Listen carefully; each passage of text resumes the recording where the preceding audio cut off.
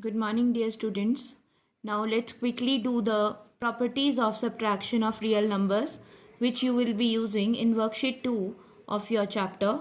The first property is that the commutative property doesn't hold good.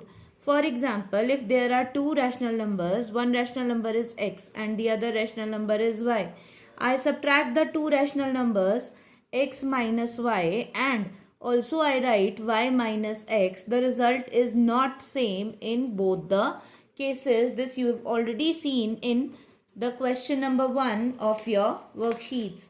Now the second property, children, the second property is the associative property. It also doesn't holds good here.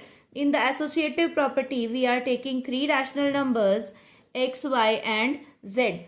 And according to the law of subtraction in the associative property, if I subtract x minus y and I subtract z from the result, that is not equal to x minus y minus z. So I say that the associative property also does not holds good in the case of subtraction. Now, in the case of addition, there was an identity element, that is 0. If 0 was added to any number, the answer would have been same. But here it is not so. For example, I take a rational number x and I subtract 0. X minus 0 will give x, whereas 0 minus x will give us minus of x. Therefore, the identity element does not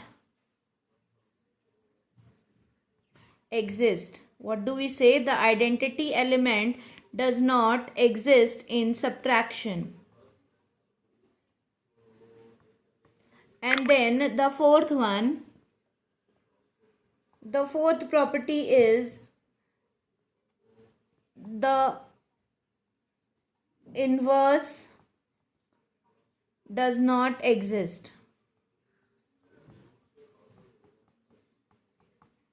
Now children, you have to do all the questions related to your topic. I'll repeat the topic. First was the commutative law does not hold good. Second, the associative law does not hold good. The identity element does not exist in the case of subtraction.